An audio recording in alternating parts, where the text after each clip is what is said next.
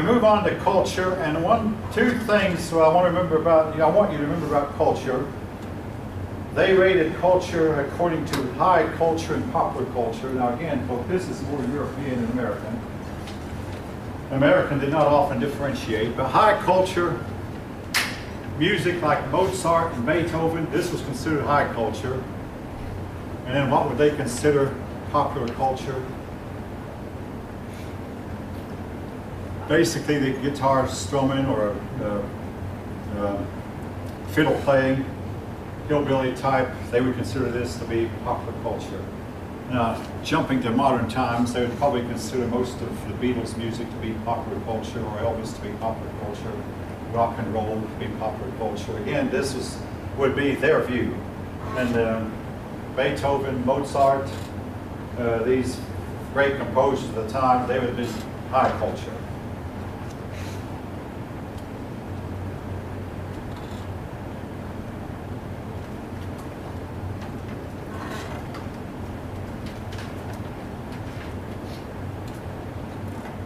All right.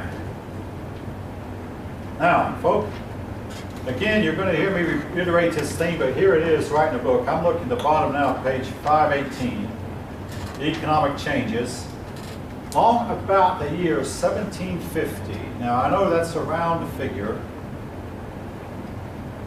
but the population of Europe started to rise. And this, folk, is standard demography, standard demography. What caused the population to rise? Anybody have any idea? I've already mentioned it a few times. Anybody know? Economy rise. What's that? Economy rise. The economy rose, but there was something else that rose that even caused the economy to rise. Yes. Was there a war? Huh? Was there a war? Not the war. There were some wars, folks. What have we been talking about? Death rates have dropped. Climate change. The temperature started to warm up. Now, we can't tell that for sure. They did not have accurate thermometers. They didn't keep accurate weather records. But the temperature started to rise probably around 1750. The Little Ice Age appears to have come to an end. And again, I'm looking right at the bottom of page 518, that some climatologists believe. Now, when the Little Ice Age ended, farming improved, animal life improved, there was more food, human life improved because there was more plants and animals to eat. And this improvement was felt, now we've already mentioned this, connected with China. In China and in Europe, basically in the northern hemisphere where most life was, where most of our records are, most human life is, in the northern hemisphere. In the northern hemisphere, at least, the climate appears to have gotten warmer. Now, of course, the other factors came on the scene about that time. I'm going to be mentioning these later, but I'll mention them now. About this time, Edward Jenner invented the smallpox vaccination and got people of Europe and North America immunized against smallpox, to where smallpox is not a killer anymore. Huh? Well, we thought so too until there came some phenomena about some terrorists might have it somewhere. I mean, they kept some of them alive at the CDC here in Atlanta, but otherwise, I said it's probably extinct, and that's what they said 30 years ago. But some terrorists might could unleash it because the young people are not being vaccinated against it. Now I was vaccinated against it twice. I was vaccinated when I was 6 before starting elementary school.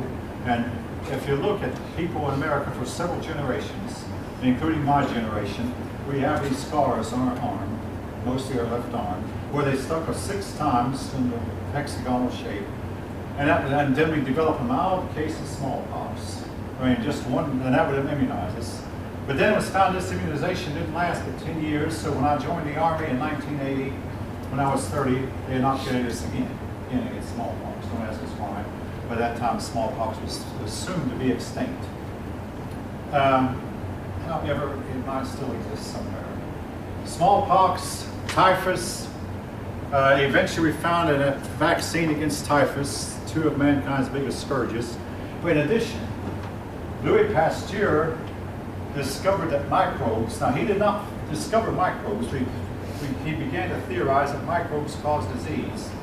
I mean, mankind had been looking at, since 1610, at these little tiny, I guess you'd call them protozoa, sometimes they're called germs, sometimes they're called bacteria. Anyway, these tiny animals and plants that have one cell, that are too small to be seen. Louis Pasteur said these things could be killed by soap, hot water, or by chemicals, heat. And when we realized that these microbes cause disease and they could be killed, this did a lot to greatly reduce death from disease and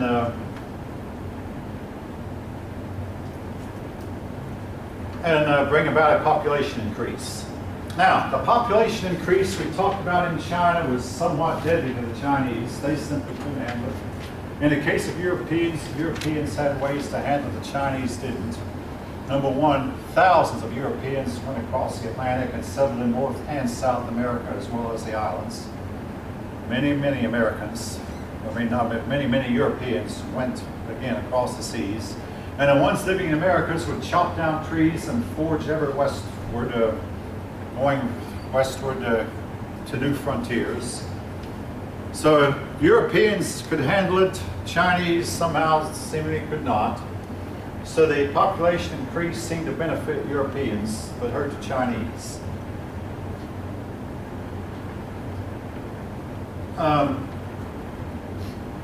Now, capitalism. Capitalism, again, is the opposite of socialism.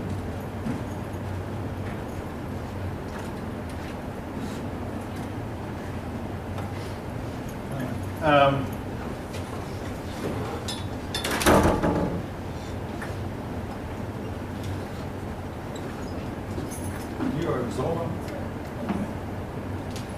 And I'll check this roll a little bit. All right. Capitalism, again, is based on the idea that everybody should work for himself, build up his own wealth, be free to do so, as opposed to socialism, which says everybody is entitled to wealth, have rights to wealth, and if anybody makes more than anybody else, his excess should be taken away from him and redistributed among the people who are less productive. Again, I'm going to have a lot more to say about this, so make sure you're taking it down. It's like I'm introducing the conflict. The conflict that was going on much of the time when I was a kid was the conflict, well, it's still going on, the conflict between capitalism on the one hand, laissez-faire, and socialism on the other, and communism, and it's a conflict that's still going on. Now,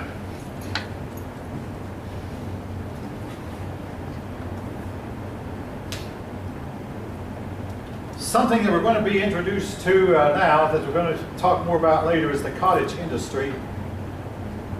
The cottage industry, where people would make the products in their homes rather than factories. In other words, a person would set up and get a small machine, maybe a looming machine, that would put the cloth together, big power loom, but he put it up in his own home, where a spinning wheel, several spinning wheels, and hire a few people to help him, and set up his business inside his cottage. This was the cottage industry. Now, I want to say this about the cottage, and I spent 27 years at Lockheed, and we would sometimes wonder if Lockheed would not be better off if they could let us, I mean, each of us workers have our own machine and make all these products at home and then sell them to Lockheed. If we wouldn't get more money, Lockheed spend less, because Lockheed would not have the overhead. And eventually, by the way, Lockheed farmed out most of its work on its airplane. Lockheed does not make its parts anymore. It just assembles the plane. But we wondered if we would not be better off if we manufactured the parts in our own home with our own machines and sold them to the company. But again, this is just pure speculation. As it is, the cottage industry is how industry started out. Then the factory system was to take over later and replace the cottage industry.